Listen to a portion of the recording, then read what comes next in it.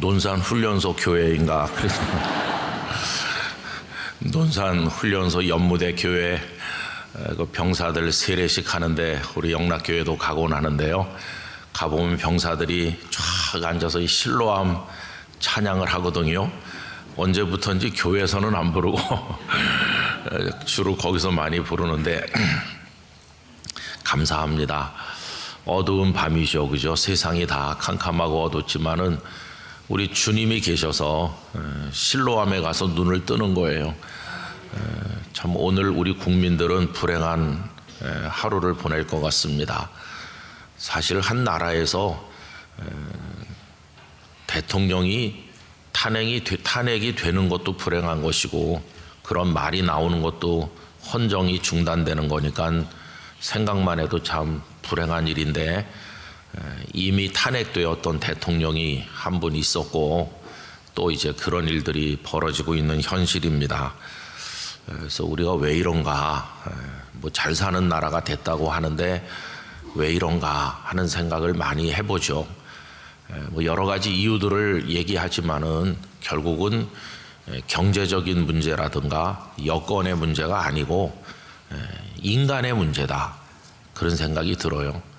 여러분, 우리 국민들이 지나간 몇십 년 동안에 경제 발전도 많이 하고 뭐 여러 가지 많이 했죠. 근데 그게 단숨에 눈에 보이는 것만 추구하다 보니까 눈에 보이지 않는 소중한 가치, 사람됨, 하나님 앞에서의 지켜야 될 인간의 근본적인 것들, 그런 것들이 다 무너져 내리다 보니까 이제 오늘에 와서 이런 모습이 된 것이라고 생각을 합니다. 그래서 여러분, 우리 교회가 정신 차려야 되겠습니다. 기도도 하고 우리 교회 안에 있는 성도들과 우리 학생들 반듯하게 잘 키우고 살아내야 세상이 어두워도 우리가 등불을 들 수 있어야 되니까 여러분들 요동하지 말고 하나님 앞에 기도하며 나가기를 원합니다. 오늘의 이 일들이 우리 나라와 또 우리 백성 그리고 또 우리 한 사람 한 사람의 삶에 전환점이 되고 전화위복이 되기를 원합니다. 하나님께서 우리에게 긍휼과 자비를 베풀어 주시기를 간절히 바랄 뿐입니다. 그런 가운데서도 오늘 이 새벽에 하나님께서 우리로 하여금 소망을 보게 하시고 기뻐서 박수치게 하셨으니 얼마나 감사해요. 이렇게 소중한 우리 자녀들을 주신 하나님, 정말 감사한 일이죠. 작년 올해 이제 코로나가 끝난 이후에 우리 교회 참 감사한 일은 교회 학교 어린 아이들부터 청년들까지 3040까지 젊은 세대가 많이 활발해지고 또 예배 참석하는 사람들도 많이 늘어났다는 겁니다. 그래서 우리 중등부도 굉장히 왕성하게 한 해를 보냈는데 우리 학생들 오늘 아침에 볼 수 있어서 너무나도 감사하죠. 또 대부분이 다 교복을 입고 왔네요. 학생 아니라 할까봐 입고 왔지. 김정은이 제일 무서워하는 우리 중동부, 우리 다시 한번 뜨거운 박수로 격려하겠습니다.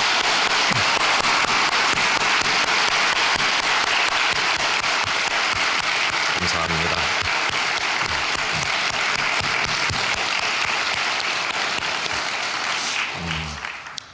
어쩌면 저렇게 주름살도 하나 더 없고 팽팽한지 우리도 저럴 때가 있었는데요, 그렇죠?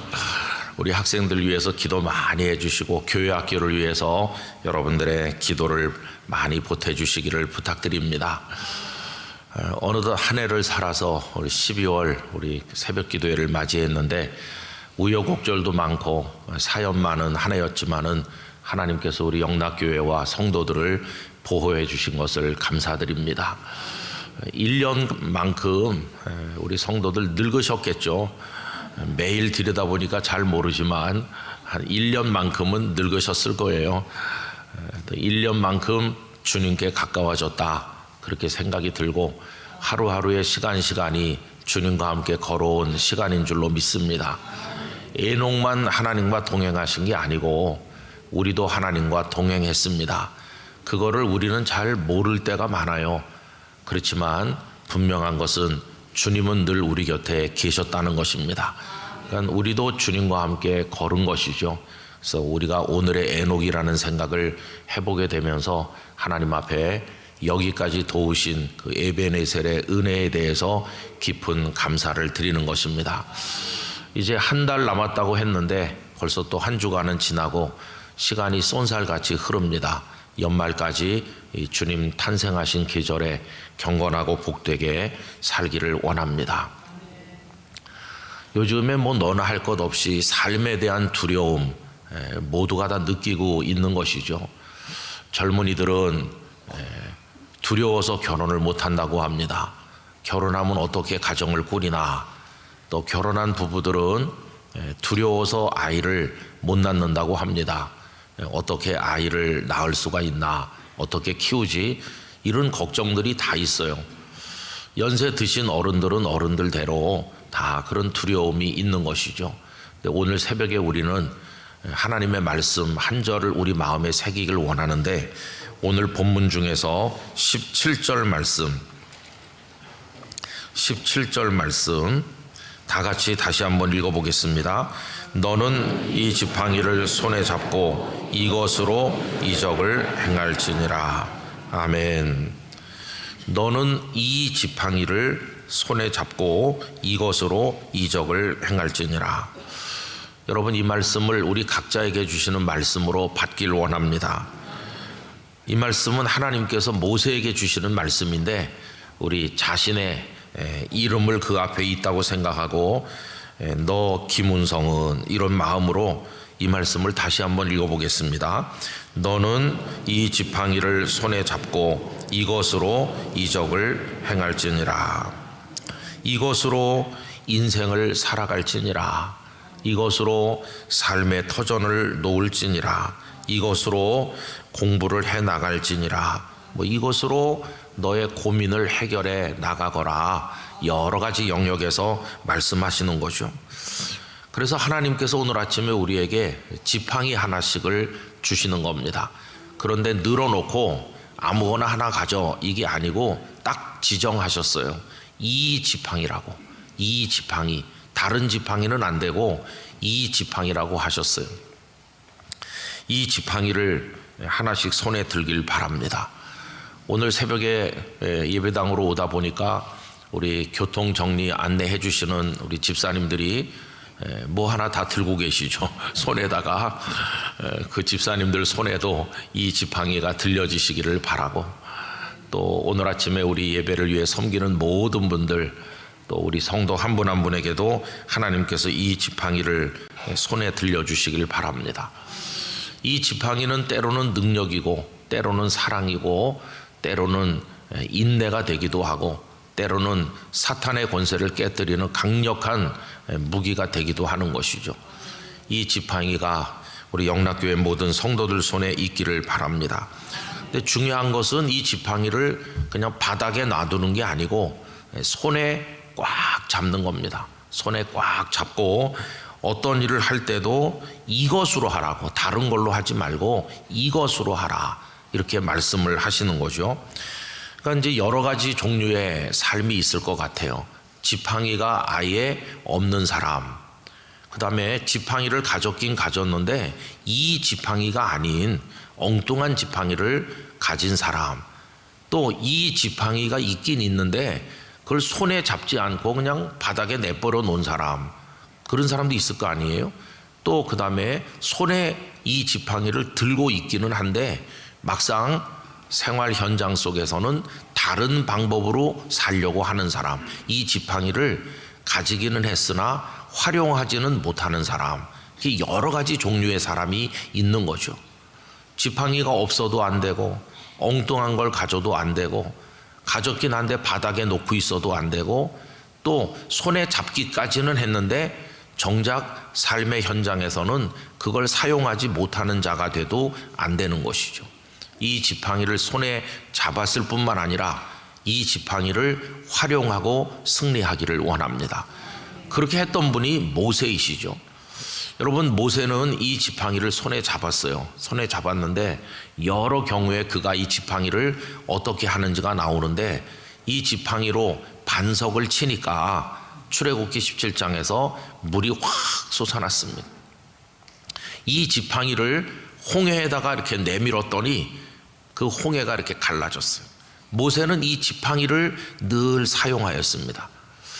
여러분, 아말렉과의 전쟁에서 모세가 승리한 이야기를 아시는데, 그때 어떻게 했느냐 하면은 여호수아는 사람들을 이끌고 나가서 전쟁을 했습니다. 전투를 하고, 그 다음에 모세는 산 위에 올라가서 두 손을 이렇게 들어 올렸잖아요. 많은 분들이 그 본문을 얘기하면서 어떻게 그날 승리했을까라고 질문할 때 모세가 손을 들었기 때문이라고 설명을 해요. 저도 그런 말씀 많이 했고 또 많이 듣기도 했어요. 모세가 손을 든 게 사실이에요.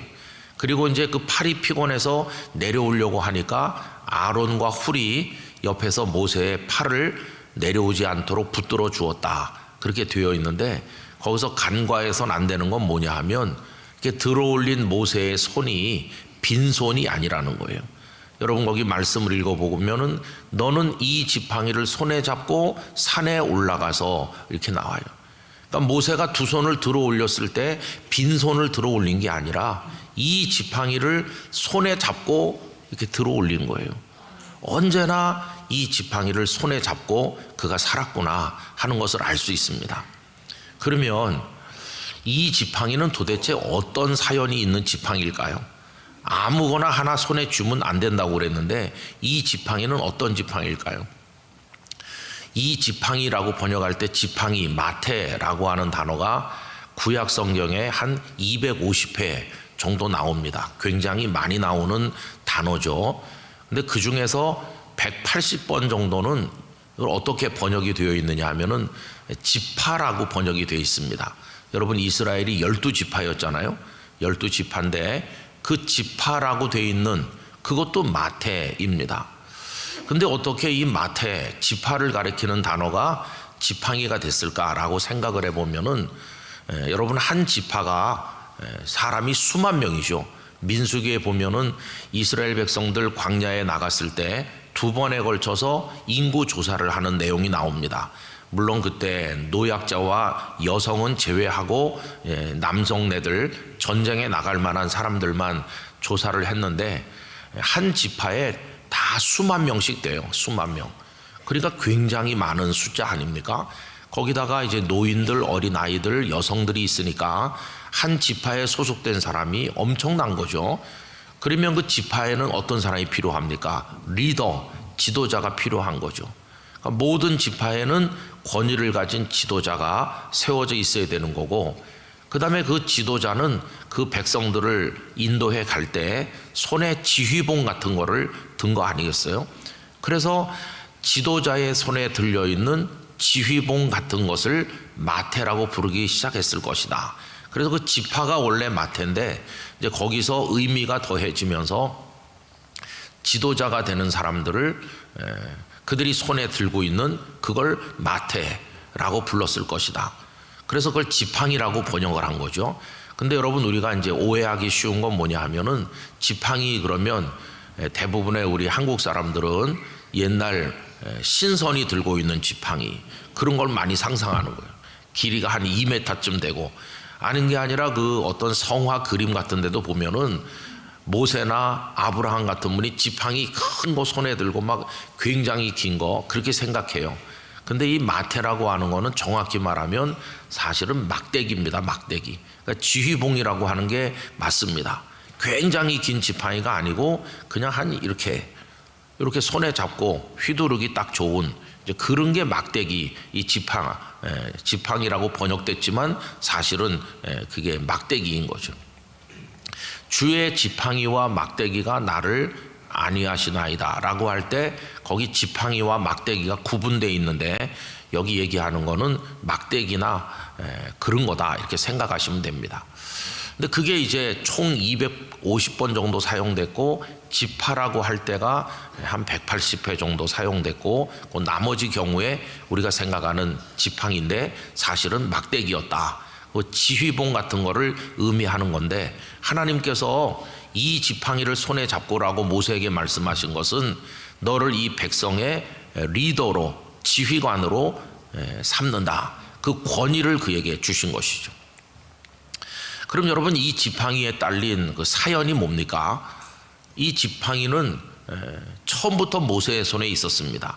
모세는 미디안 광야에 가서 장인 이드로의 양을 치니까, 양을 치려면은 그런 게 필요하거든요. 양들을 이렇게 몰아야 되고 하니까 그 마테를 손에 가지고 있었는데, 떨기나무 불꽃 가운데서 나타나신 하나님께서 그에게 질문하시죠.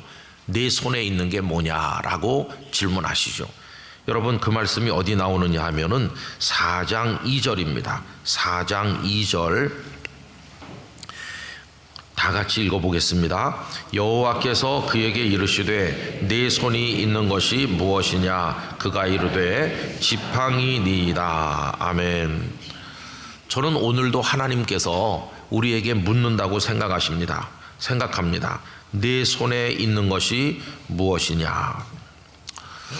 저는 목사로 살면서 이런 질문 앞에 많이 서 있었어요. 제가 부산에 처음 목회하러 내려갈 때 처음에는 부산이기 때문에 안 간다고 생각을 했어요. 여러 가지 이유로 이제 안 간다고 하다가 정작 가기로 결정을 하고 기차 탈 날이 점점 다가올 때 하나님께서 제 마음속에 이 질문을 많이 주셨습니다. 내 손에 있는 것이 무엇이냐?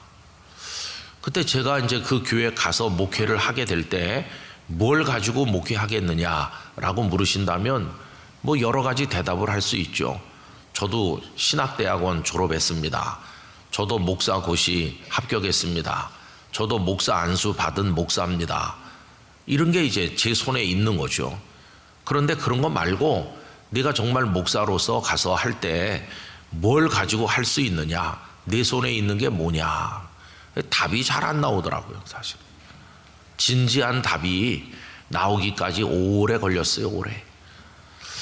처음에는 그냥 답이 있긴 있었는데 머리에서 나오는 답이 있었죠. 머리에서 나오는 답은 하나님이 저의 지팡이이십니다. 답이 금방 나와요. 고민을 하나도 하지 않고 바로 나와요. 제가 제법 그때 똑똑했었거든요. 그래서 내 손에 있는 것이 무엇이냐? 지팡이인데 하나님이 저의 지팡이입니다. 답이 금방 나와요. 근데 저는 알고 있습니다. 금방 나오는 답은 맞을 수는 있지만 가짜라는 걸 알고 있는 거예요. 머리에서 나오는 답은 진짜 답이 아닌 경우가 많습니다. 그러고 가가지고 뭐 되는 게 없어요. 가서 얼마 안 돼서 아들도 머리 수술했지, 뭐 교인들도 뭐 늘지도 않고 교회도 맨날 이렇게 하고 가슴이 답답하고 또 귀신 들린 청년이 있어서 교회가 영적으로 굉장히 소란스럽고 그 일로 인해서 성도들을 교회법에 의해서 치리해야 되는 그런 상황이 오고 참 마음이 아프더라고요. 한 번도 생각해보고 경험해본 적도 없는 일이 벌어지는 거죠. 예배 시간에 그 청년이 막 소리를 지르니 예배 드리다 말고 다 성도들이 예배가 중단되고 설교하다 중단해야 되고 그 일로 인해서 그 학생은 결국 죽었고 그 과정에서 그 여러 성도들이 결부돼 가지고 장로님 부인 권사님을 치리하고 성도 한 20명을 주일 2부 예배 시간에 치리하고 그런 게 이게 도대체가 듣기만 했지 목회 현장에서 일어나는 거를 상상도 못 했거든요. 온 교회가 무덤 속에 들어간 것 같이 쫙 가라앉아 가지고 주일날 와서 예배는 드리긴 드리지만은 모두가 정말 뭐라고 말할까요? 뭐라고 말하기 어려운 그런 영적 침체를 온 교회 공동체가 경험하는 거죠. 저는 이제 30대 초반의 젊은 목사인데 경험이 있습니까? 무슨 뭐 능력이 있습니까? 그러니까 그 교회 갈 때 하나님이 저의 지팡이십니다. 이거는 머릿속에서 쉽게 나온 답이라 진짜 답이 아니었던 거예요. 그 다음부터 이제 그게 진짜 답이 되어가는 과정을 겪게 된 건데 하나님 앞에 엎드려서 너무나 답답하고 클클하고 이걸 뭐 어떻게 해결해야 되나 그런 시간이 상당히 오래 걸렸습니다. 그 해가 다 가도록 해결책도 없고 정말 그런 상황이죠. 근데 그때 이제 우리가 기도 제목으로 다 같이 가지고 있었던 게 예배당이 너무 협소하고 그래서 예배당을 새로 지어야 된다. 그래서 땅을 사야 된다. 그런 기도 제목이 있었거든요. 근데 땅을 사려고 해도 그 영도 바닥을 많이 헤매고 다녔는데 우리가 생각할 땅 구할지 못했어요. 한 3년을 찾아다니고 부동산 만나고 그래도 적절한 땅이 없어가지고 굉장히 그것도 낙심되고 있는 터이고 교회 안에선 이런 일이 벌어졌고 그런 거죠. 그래도 여러분 이제 그 과정을 통해서 수학이 없는 건 아니에요. 그게 뭐냐 하면은 그 답이 머릿속에서 금방 나왔던 답이 가슴에서 나오게 해주시는 은혜가 임하는 거예요. 가슴에서 오래 걸려서 나오지만 그때 그 답은 가짜가 아닌 진짜 답이죠. 진짜 답. 하나님이 나의 지팡이십니다. 하나님밖에 붙들 게 없습니다. 하나님만이 저의 소망이십니다. 하나님만이 우리의 구원자이심을 믿습니다. 그거는 머릿속에서 금방 나오는 답이 아니고 많은 고뇌, 눈물, 몸부림, 많은 기도 그걸 통해서 나오는 건데 그건 진짜 답이 되는 거예요. 하나님 저의 교만을 용서해 주세요. 저를 불쌍히 여겨주세요. 뭐 성도들은 나중이고 이 젊은 철없는 목사 좀 살려주세요. 이렇게 하면서 하나님 앞에 기도한. 그리고 그 고백이 이제는 가슴에서 어렵게 나오지만 거짓이 아닌 진짜 고백으로 정말 하나님 없으면 안 되겠다. 정말 하나님밖에 없구나. 이게 이제 진실한 고백이 되게 하는 시간이죠. 그래서 헛된 시간은 아니었어요. 그리고 이제 그해 말이 되어 가는데 어느 날 하나님께서 우리를 위로해 주시는데요. 참 놀랍죠. 그 일을 맡아서 추진하던 안수 집사님 한 분이 교회로 오시더니 목사님 교회를 지을 만한 땅이 나타났는데 가보시겠습니까? 그래서 그해 겨울에 우리가 일단 기도 제목은 1000평의 땅을 구하는 거였지만은 일단 450평을 사게 됐어요. 그래서 성도들에게 땅을 450평 샀습니다라고 하니까 그렇게 1년 넘게 침체되었던 성도들의 마음이 불과 며칠 만에 확 살아나는 걸 느꼈습니다. 하나님께서 성도들의 마음에 기쁨을 주셨는데 그 지난 세월에 우리를 억누르던 모든 게 다 사라지고 큰 기쁨이 제 마음에도 성도들 마음에도 솟아나는 거예요. 그 다음부터는 기쁨이 또 다른 기쁨을 가져오도록 하나님께서 은혜를 주셨는데 제가 그 대답을 가슴 속에서부터 하고 정말 하나님의 은혜가 아니면 안 되겠구나. 목사가 노력해갖고 되는 게 아니구나. 하나님이 하시는구나. 하나님만이 나의 지팡이시구나. 그러면서 저 자신을 믿었던 모든 걸 다 버렸거든요. 전에도 말씀드렸지만 그때 제가 열심히 해보려고 설교 원고를 다 통째로 이제 외우고 숙지해서 토시까지 완벽한 원고를 만들기는 매주 만들었지만 설교할 때는 보지 않고 그렇게까지 했거든요. 근데 저는 그게 열심히 했다기보다는 어리석은 발악이었다고 생각합니다. 그렇게 하면 되는 줄 알고 했으니까 어리석은 발악이죠. 그래도 안 됐거든요. 그래서 가끔 어떤 후배 목사님들이 저한테 목사님 어떻게 원고를 잘 안 보고 하세요? 그래서 제가 별로 권하지 않습니다. 그거 안 보고 한다고 되는 게 아니라는 거를 제가 알았거든요. 되는 교회는 목사님이 국어책 읽듯이 읽어도 부흥하는 교회도 많이 봤거든요. 그러니까 그걸 보냐 안 보냐는 중요한 게 아니에요. 전혀 그건 중요한 게 아니에요. 그냥 그건 인간적인 노력일 뿐이지. 그래서 제가 젊은 목사님들한테 안 외워지는 걸 외우려고 괜히 노력하면서 하지 말고 차라리 이렇게 들고 읽어라. 들고 읽어도 은혜가 되려면 은혜가 됩니다. 이렇게 했는데 그 다음부터는 이제 저를 믿는 생각을 다 버렸어요. 다 버리고 하나님 앞에 엎드려서 하나님이 하시는 거다. 근데 여러분 그 이후에 예배당을 짓는 과정에 기쁨이 또 다른 기쁨을 가져온다고 했는데 하나님은 450평만 주신 게 아니고 여러 가지 과정을 걸쳐서 우리에게 988평을 주셨고 그 다음에 또 측량 과정에 12평이 더 있다는 게 발견이 돼서 정확하게 1000평을 기도한 대로 마치 거짓말같이 얻게 해 주셨어요. 그러니 기쁨이 기쁨을 가져오잖아요. 물론 그 예배당 짓는 과정에 IMF를 만나서 교회가 정말 부도 직전까지 몰리고 또 다른 어려움이 있었지만 하나님밖에 없습니다 이렇게 하니까 하나님께서 모든 걸 해결해 주시고, 가장 어려웠던 그해 성도는 제일 많이 늘어났는데 연초 첫 주일보다 마지막 주일에 출석이 45%가 늘어났습니다. 불과 한 해 만에. 그냥 막 매주일 새 가족이 오더라고. 부도 직전에 있는 교회인데도 계속 새 가족이 오더라고요. 근데 왜 그분들이 오나 했더니 부도 직전의 인생들이 부도 직전에 교회 와서 하나님 앞에 위로받는 거예요. 위로 같이. 여러분, 그래서 저는 그때 깨달았어요. 이 지팡이를 손에 잡고, 그게 얼마나 중요한지 몰라요. 제가 영락교회 오니까 사람들이 또 물어봤습니다. 김 목사, 영락교회 가서 어떻게 하려고 그러는데, 또 물어보더라고요. 그게 저의 또 질문이 됐어요. 영락교회 가서 뭘 가지고 어떻게 하려고 그러냐. 요 4장 2절의 질문이 내 손에 있는 것이 무엇이냐. 그 질문이 또 되는 거예요. 하긴 그래. 또 영락교회 갈 건데 제가 첫 주에 부임하면서 말씀드린 것처럼 무엇으로 하지? 가발 쓸까? 그런 생각도 해요. 뭘로 하지? 할 줄 아는 게 없잖아요. 근데 답이 또 그거예요.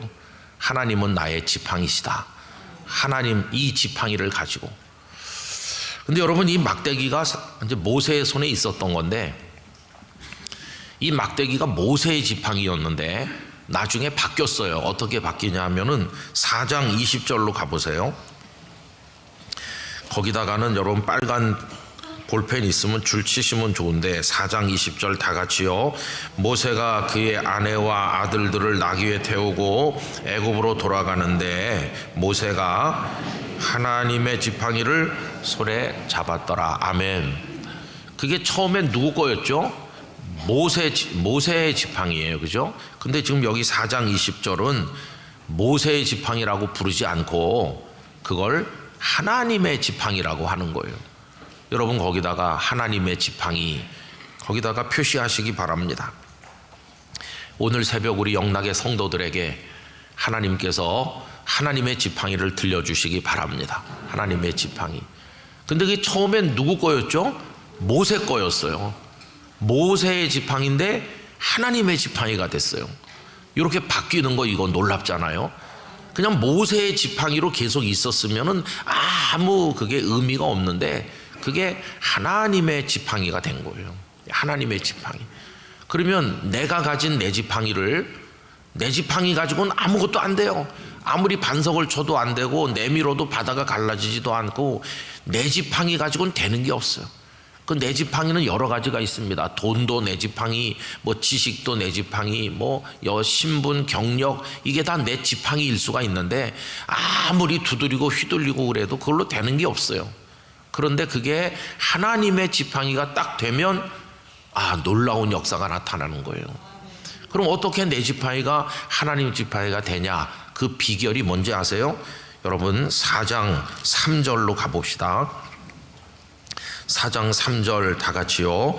여호와께서 이르시되 그것을 땅에 던지라 하시매 곧 땅에 던지니 그것이 뱀이 된지라 모세가 뱀 앞에서 피하매. 이렇게 나왔죠. 네 손에 든 게 뭐냐? 네 손에 있는 게 뭐냐? 지팡이인데요 하니까 제일 먼저 하나님이 그에게 요구하신 게 뭡니까? 던지라는 거예요. 던지라고. 여러분 손에 지팡이가 있다면 제일 먼저 하셔야 될 게 뭘까요? 던지는 겁니다. 던지는 거. 이 던지다, 샬라크라는 히브리어 단어는 여러 가지로 번역됐는데 버리다도 있어요. 버리다. 여러분 내 손에 든 소중한 지팡이 이거 가지고 내 인생 버텼는데 하나님 나에게 던져, 버려, 포기해 그러시는 거예요. 그 포기할 수 있나요? 이 지팡이 이거 만든다고 내가 수십 년 애썼는데 하나님은 네 손에 든 게 뭐냐? 지팡이인데요. 버려라, 던져라. 못 던지는 사람이 태반이죠. 이거 어떤 지팡이인데 던지냐? 못 던짐. 근데 그걸 던져야 하나님 지팡이가 되는 거예요. 던져야 하나님의 지팡이가 돼요. 여러분이 던진다는 말이 참 놀랍게 사용된 데가 한 군데 있는데 시편 55편 한번 펴봅시다. 시편 55편. 던지고 버리면 없어지는 게 아니라 축복으로 바뀌어요. 던지면 축복이 되는 걸 알려주죠. 시편 55편 22절 841면쯤 있습니다. 찾으셨죠? 다 같이 읽겠습니다. 네 짐을 여호와께 맡기라. 그가 너를 붙드시고 의인의 요동함을 영원히 허락하지 아니하시리로다. 할렐루야.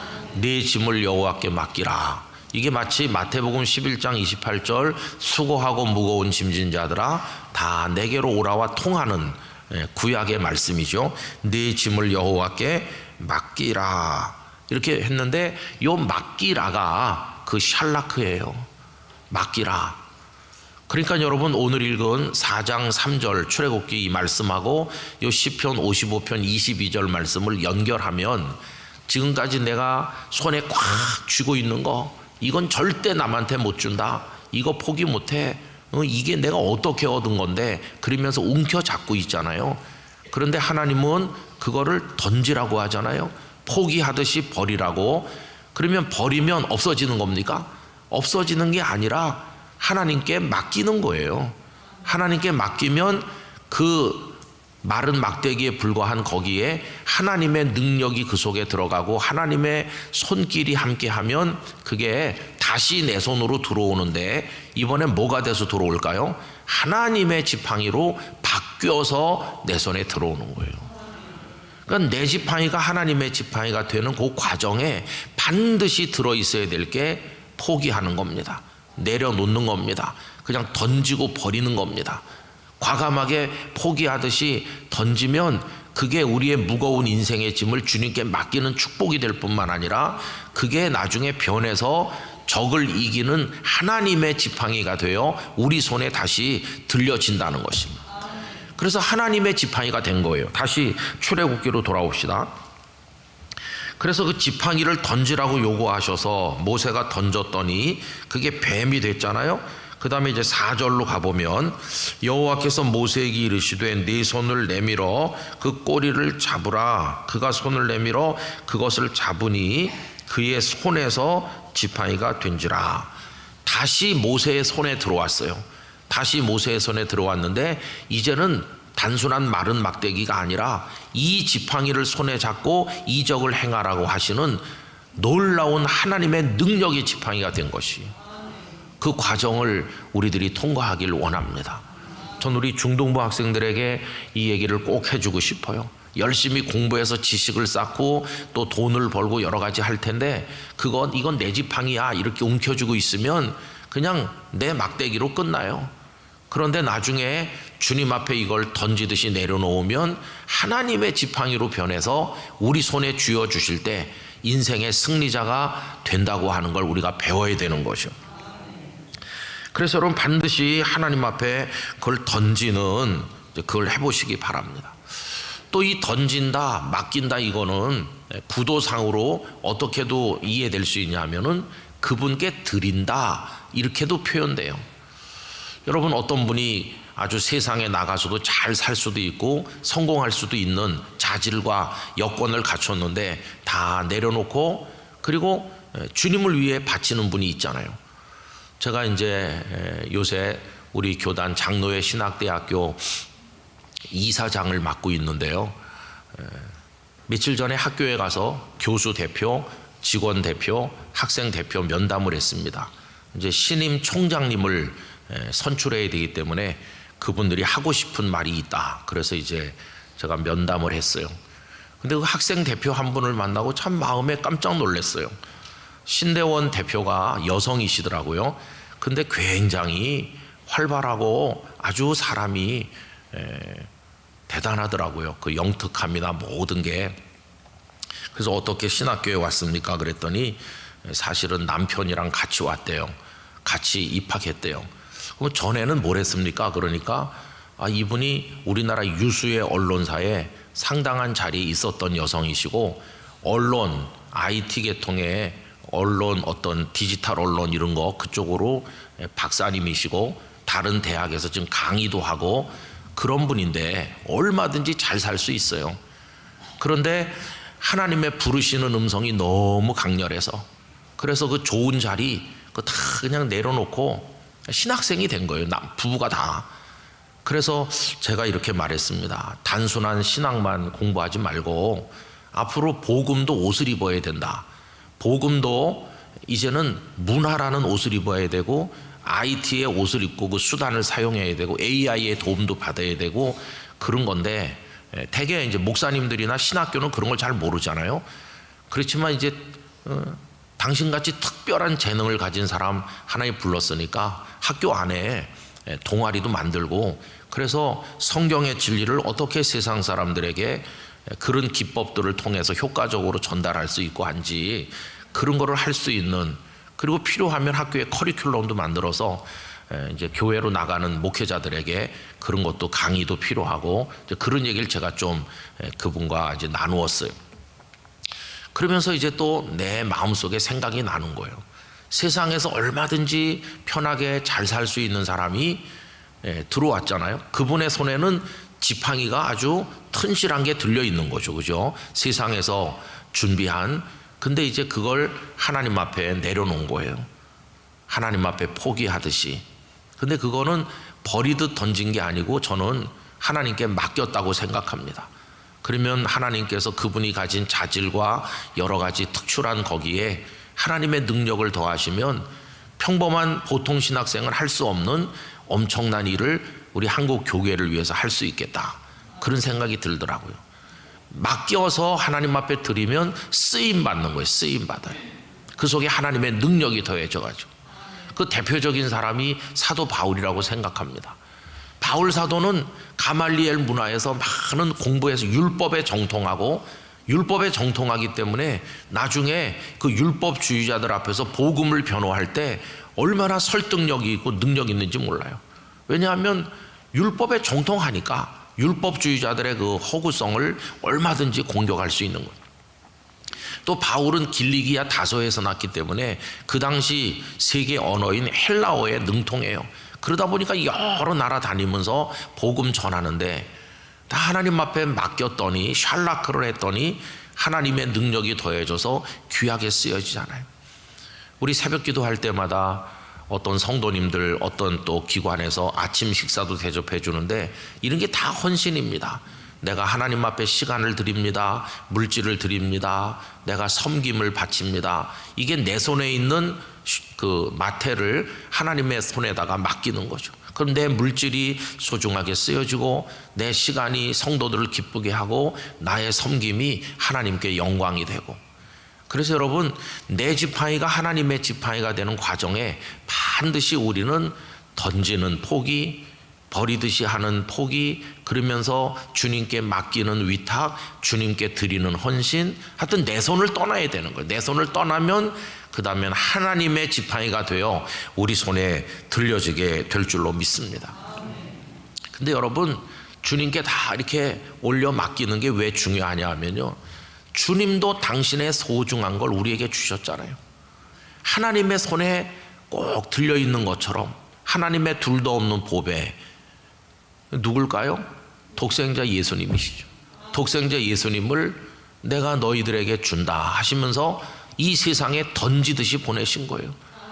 우리 예수님 이 땅에 마구간에 오시고 천대 받으시고 십자가에 달리셨을 때 나의 하나님 어찌하여 나를 버리시나이까라고 할 때 하나님께서 그 소중하신 독생자를 버리듯이 그렇게 하셔서 우리가 구원받은 거예요. 그분은 당신 걸 우리에게 보내주셨고 많은 걸 다 우리에게 주셨으니 이제는 우리가 우리 손에 쥔 거를 다 돌려드릴 때가 된 것이에요. 이렇게 할 때 하나님은 우리 안에 오시고 우리는 하나님 안에 가면서 내 것과 네 것이 없어지는 것이에요. 내 것과 네 것이 없어져요.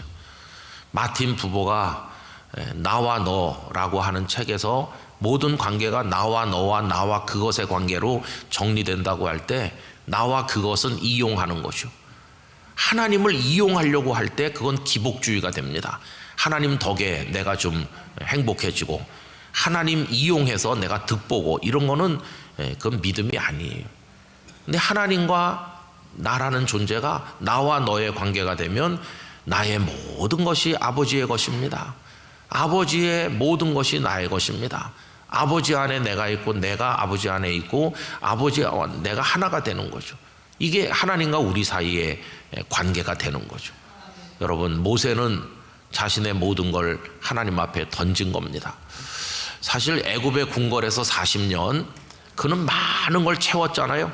근데 미디안 광야에서 40년은 싹 비운 겁니다. 채웠던 걸 싹 비웠는데 아직 손에 쥐고 있는 게 하나 있는 거죠. 그게 이 막대기였어요.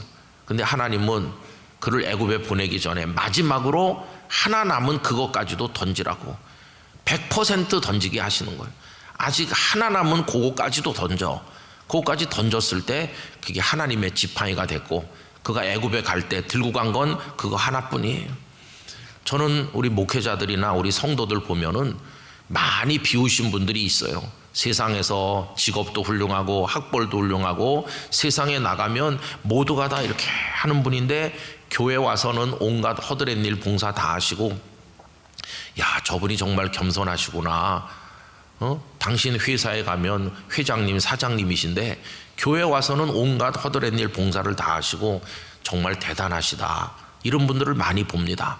많이 보는데 아직 지팡이 하나는 안 버리고 있는 분이 많아요. 마지막 하나는 손에 쥐고 있는 어떤 자존심이라고 할지 아직까지 못 버리고 있는 게 99%를 버렸지만 아직 1% 하나는 잡고 있는 분들이 있어요. 근데 여러분, 사탄이 그 1%를 건드리는 겁니다. 그래서 다 버린 것 같고 충성에 충성을 다하는 것 같던 그분이 아직 못 버린 그거 하나를 누가 건드리면 딴 사람으로 돌변해가지고 얼마나 무섭게 변하는지 몰라요. 주님은 우리에게 마지막 하나 남은 것까지 던지라 요구하신다고 생각합니다. 그거 하나까지 던지고 그거 하나까지도 맡기면 100% 드리고 나면 우리는 하나님의 지팡이를 손에 쥔 오늘의 모세처럼 살아가게 될 수 있을 줄로 믿습니다. 여러분, 오늘 아침에 여러분을 다 주님 앞에 맡기시기를 바랍니다. 때로는 버리듯 던지시고요, 때로는 맡기듯이 주님께 보내고요, 때로는 드려 헌신하듯이 주님께 올려드리고요. 내 손에 있는 거 그렇게 하면 그게 하나님의 지팡이가 되어 우리 손에 들어올 때 절대로 이거 내려놓지 말고 일평생 손에 꼭 잡고 하나님 의지해서 살아가는 성도들 되시기를 축원합니다. 나 하나님의 지팡이를 손에 들었다. 1년 동안 헌신해 주신 많은 분들에게 감사드립니다. 식사 대접해 주시고 오늘도 대접해 주시는 권사님이 계신데 감사하고요. 다 이게 우리 지팡이를 드리는 거라고 생각합니다. 우리 남은 생에 이 지팡이 하나 잡고 어디 가서나 모세처럼 승리하시기를 간절히 축원합니다. 기도하겠습니다. 아버지 하나님, 처음에 빈손이었습니다. 그래서 불안했습니다. 내 손에도 남이 나를 두려워하게 만들 지팡이가 하나 있어야 될 텐데, 그래서 공부도 했고 돈도 벌고 노력도 했고 그래서 제법 큰 지팡이 하나씩 손에 쥔 것 같은데 그것이 오히려 걸림돌이 되어서 하나님의 사람으로 쓰임바 되지 못하도록 장애물이 된 것을 잘 몰랐었습니다. 주님께서 우리에게 그것마저도 던지라고 말씀하십니다. 포기하듯 던지게 하시고 그걸 던지면 주님께 맡김이 되어 우리의 근심 걱정 주님이 맡아주실 줄 믿고, 아버지 하나님, 그걸 던지듯 하면 주님을 위해 쓰여지는 헌신이 될 줄로 믿습니다. 그렇게 할 때 그것이 하나님의 지팡이로 바뀌어 우리에게 돌아오게 될 때 우리 그것을 가지고 이 어두운 세상에서 승리하게 될 줄로 믿습니다. 우리 모두가 그럴 수 있도록 은혜를 주옵소서. 우리 중등부 학생들의 손에 앞으로 하나님께서 많은 마태를 들려주실 텐데 주님 앞에 던지는 영적 과정을 통과하게 하셔서 이제 하나님의 지팡이를 손에 잡은 멋진 하나님의 사람들로 살아가게 하여 주옵소서. 이 영락가족 특별 새벽기도회를 위해서 식사를 대접하신 분들, 기관들, 찬양해 주신 분들, 그리고 안내로 헌신해 주신 분들, 주방에서 음식 장만하시고 서빙해 주신 많은 분들, 영상으로 함께하며 이 자리에 나와 기도한 모든 성도들 하나님께서 축복하여 주시기를 원합니다. 오늘도 잘 준비해서 내일 대림절 둘째 주일 하나님 앞에 큰 영광 올려드리게 하여 주시옵시고, 오늘 하루 동안 대한민국을 불쌍히 여겨주시고 우리 국민들을 불쌍히 여겨주시고 이 나라의 미래를 열어주시옵시고, 어떻게 해서든지 하나님의 뜻이 이루어질 때 저희가 복을 받을 수 있도록 우리를 긍휼히 여겨 주시옵소서. 주 예수 그리스도의 은혜와 하나님 아버지의 사랑과 성령님의 교통하심이 내 지팡이 버려 하나님의 지팡이 손에 잡고 살길 원하는 모든 성도들 가운데 영원히 함께 하시기를 축원하옵나이다. 아멘.